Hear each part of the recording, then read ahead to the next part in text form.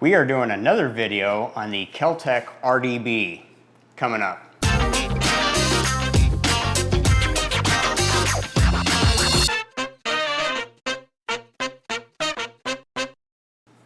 All right, first things first, you can see the flag in here. The rifle is clear.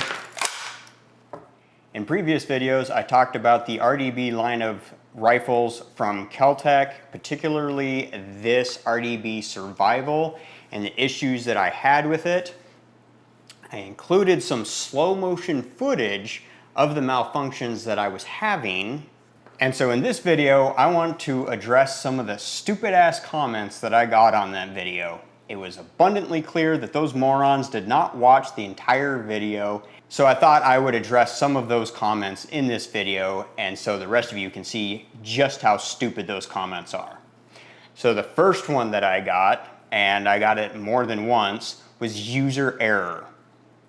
Can you please explain to me how it's user error for one, multiple rounds to be going downrange with a single pull of the trigger, or two, with a round being discharged with my finger off the trigger and the safety was on.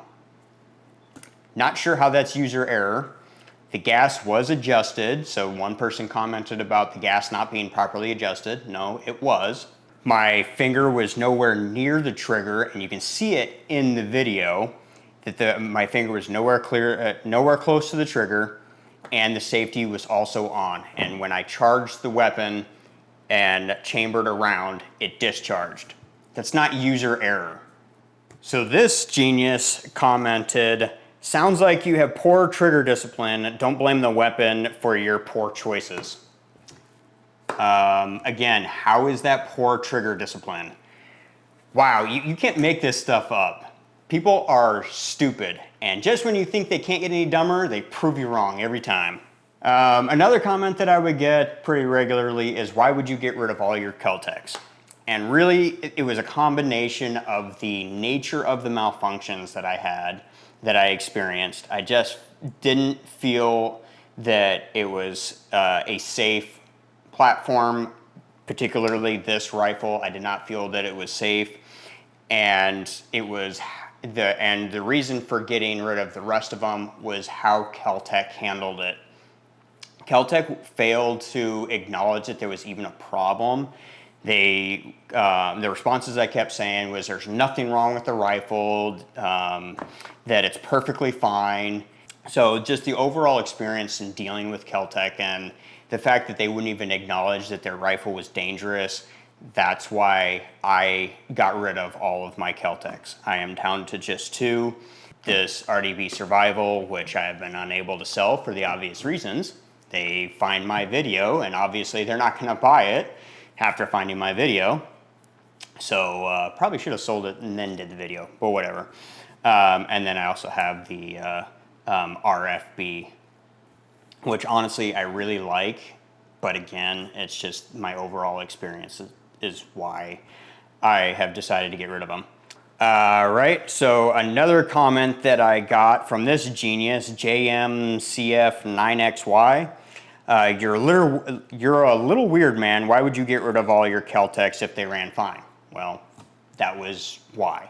I do kind of regret selling my sub 2000. I really liked it. I really liked the platform, but then I'm reminded of the issues that I had with this, and I found a video of another person's sub 2000 blowing up in their face.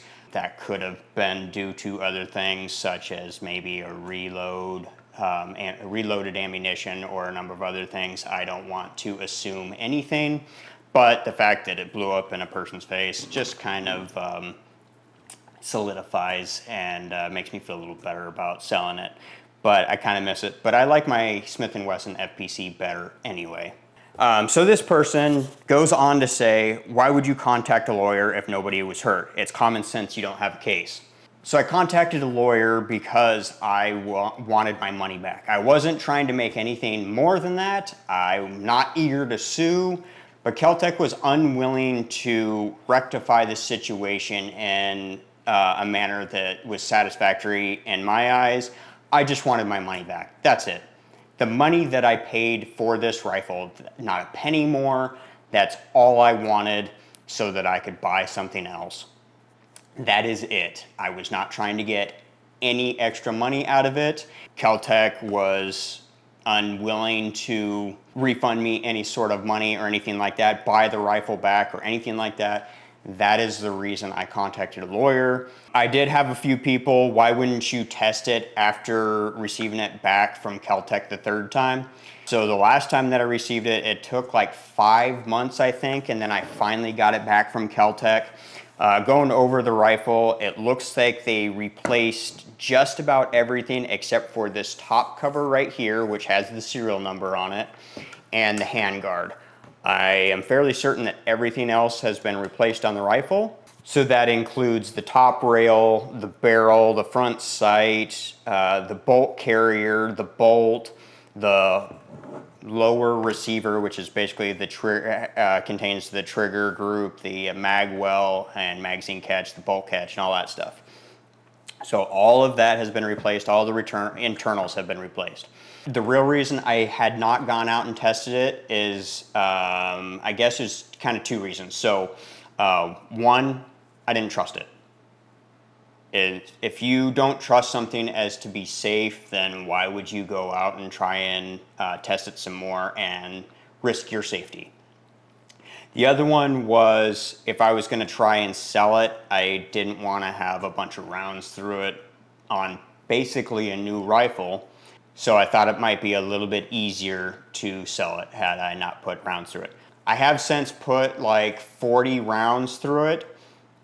But if you remember in that video, it was around the 80 round mark that it did malfunction and fail. I just didn't feel comfortable putting a bunch of rounds through it. So the last thing that I wanted to address was about the hammer. So in that video, I showed the hammer being able to follow the bolt home. So I'm just gonna use my thumb to simulate the bolt being in the rearward position. So if you were to have the charging handle back and the hammer was in the rear position, if you pull the trigger in that position, the hammer is able to follow the bolt home.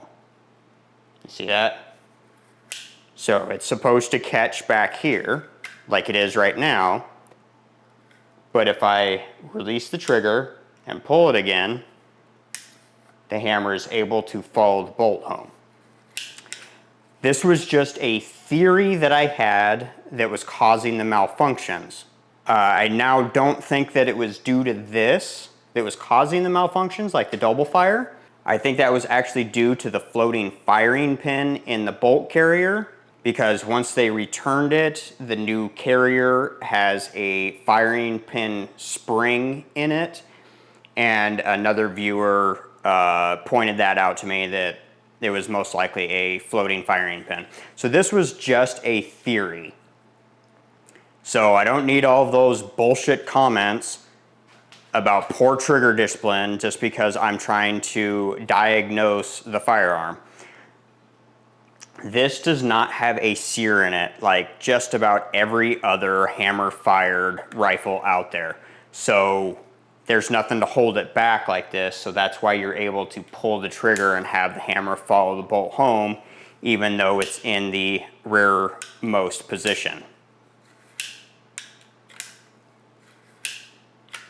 So just for example, and I know that they are different firearms which use different mechanisms, but this is the lower half off from my MDRX. And the trigger group is right here. If I pull the trigger and release the hammer, it goes forward. But in this one, you can actually even see the sear in here. So if I pull the trigger, release the hammer, and then it comes back, the bolt comes back, locks it rearward, you can even see the sear catch the hammer there. So if the bolt is in the rearward position and I release the trigger and pull the trigger again, it's still not going to follow the bolt home.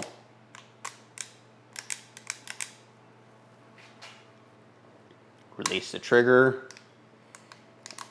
So if the bolt is in the rearward position, I release the trigger, pull it again, still not going to go home.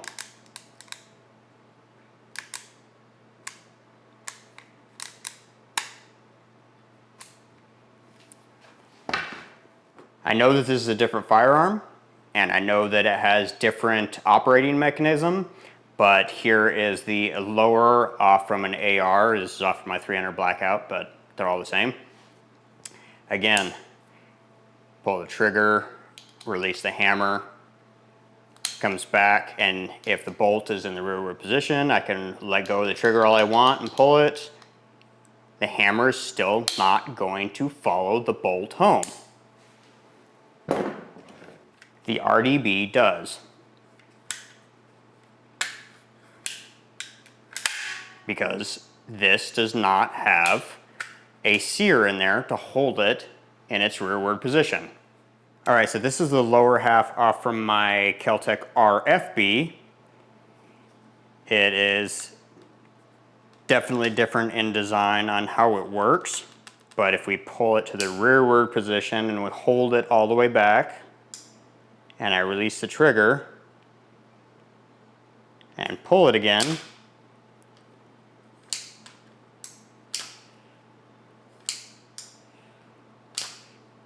the RFB also does it.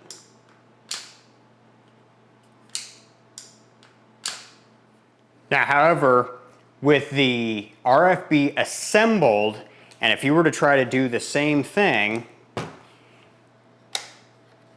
and I don't know how well I'm going to be able to show this, but if you were to do the same thing, if you were to pull the charging handle to the rear and try and pull the trigger to have the hammer follow the bolt home, it does not.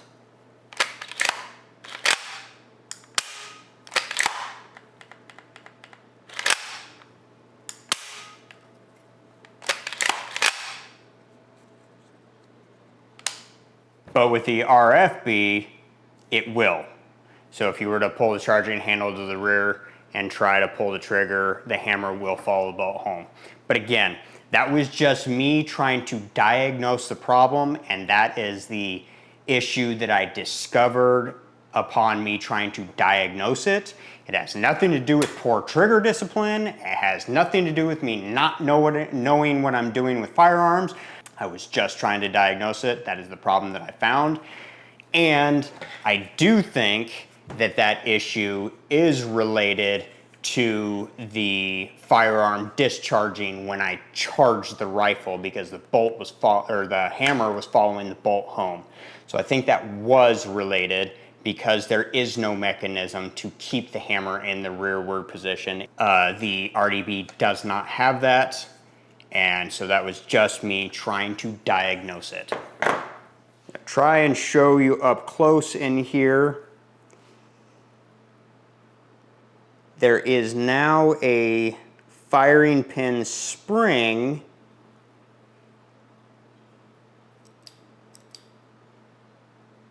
inside the bolt carrier, so that is one of the updates that Kel-Tec made.